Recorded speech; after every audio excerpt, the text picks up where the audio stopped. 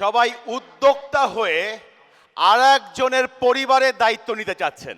নিজের বলার মতো একটা প্ল্যাটফর্ম দিয়ে কিন্তু আপনারা প্রমাণ করেছেন যে প্রযুক্তিকে ব্যবহার করে আমরা সারা পৃথিবীতে ঘুরতে পারি এক জায়গায় বসে।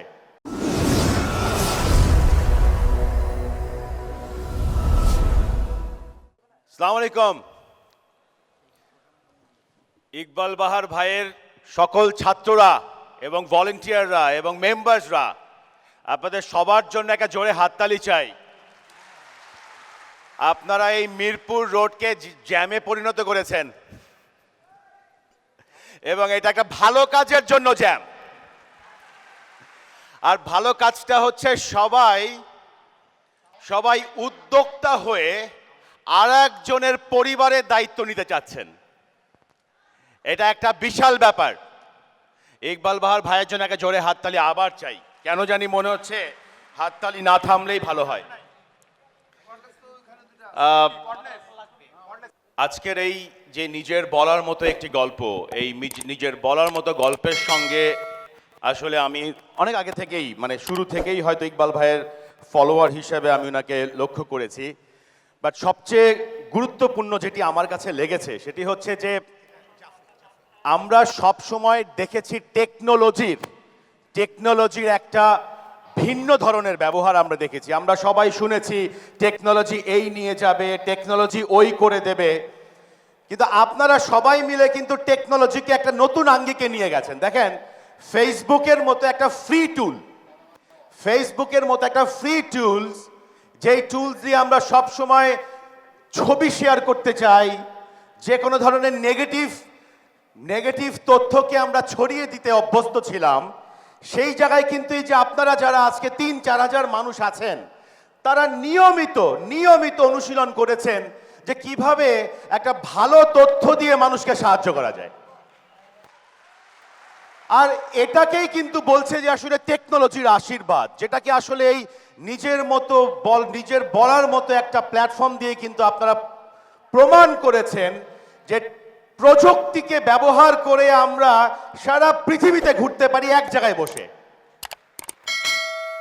এবং আমাদের বাংলাদেশিদের একটা বৈশিষ্ট্য হলো যে আমরা যখন নিজের ভেতরের একটা শক্তিকে খুঁজে পাই, কেন জানি কোনো কিছুই আমাদের কাছে অসম্ভব মনে হয় না। কিন্তু প্রবলেমটা কি জানেন? কেন বলছি এই কথাটা? কেন জানি আমার কাছে মনে হয়, আমি একটা ছোট্ট, যেহেতু অল্প সময় পাবো, ছোট্ট একটা গল্প বলি। কিছুদিন আগে আমি মাদ্রিদ থেকে, স্পেন থেকে ব্যাক করছি, তো আমার সঙ্গে এক বাংলাদেশি ভাই ছিলেন, যিনিও আমার মতো একটা কনফারেন্সে অংশগ্রহণ করতে গিয়েছেন। তো এয়ারপোর্টে প্রায় 200 লোকের একটা বড় লাইন এবং অনেক ধীর গতিতে আসলে ইমিগ্রেশন প্রসেসটা হচ্ছিল।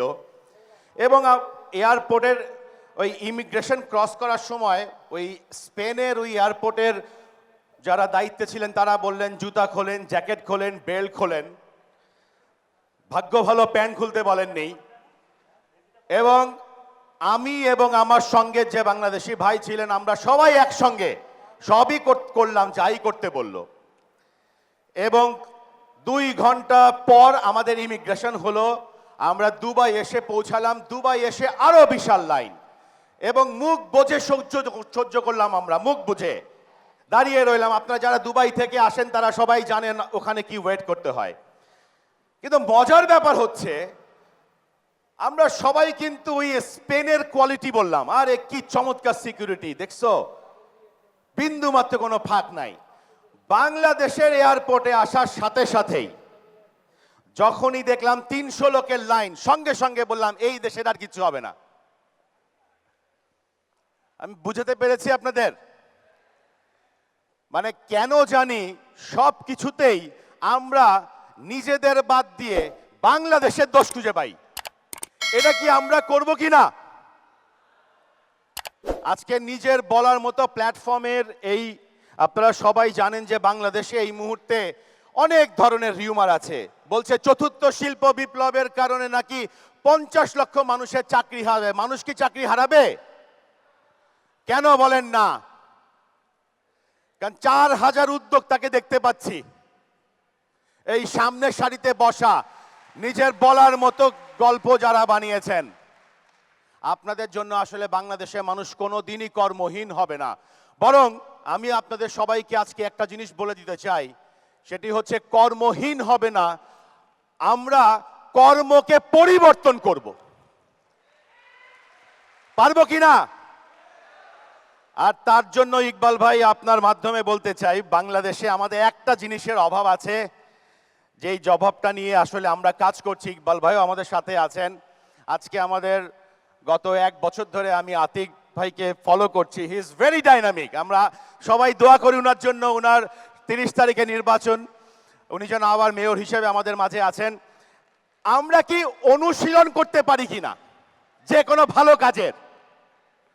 এটা কি আমরা পারি? কোনো কিছুর ভয় লাগবে না যদি আমরা অনুশীলনটা ঠিক মতো করতে পারি, যে কোনো কিছু আপনারা শিখতে পারবেন। আমি দেখি 3 বছর হিসাব করলে 10,000 ঘন্টা আপনারা প্রত্যেকেই ইকবাল ভাইয়ের সাথে অনুশীলন করেছেন কিনা? করেছেন কিনা?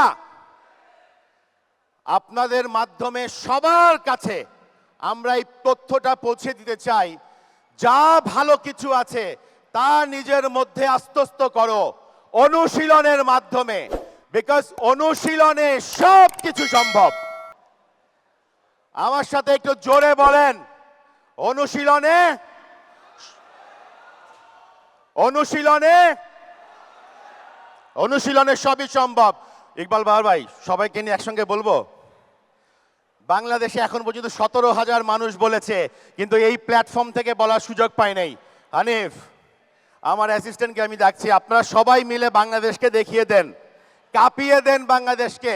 একসঙ্গে বলবো আমরা, অনুশীলনে সবই সম্ভব। নিজের বলার মতো একটি গল্পের আজকের এই মহাসম্মেলনে সবাই মিলে বলতে চাই, অনুশীলনে অনুশীলনে অনুশীলনে সবই সম্ভব। আপনাকে ধন্যবাদ ইকবাল ভাই আমাকে সময় দেওয়ার জন্য, এবং আপনারা যারা এখানে এসেছেন সবার শুভকামনা করছি। বাংলাদেশের 64 জেলা থেকে যারা এসেছেন, উদ্যোক্তা বানিয়ে আরো কর্ম পরিবর্তন করে দিন। ধন্যবাদ।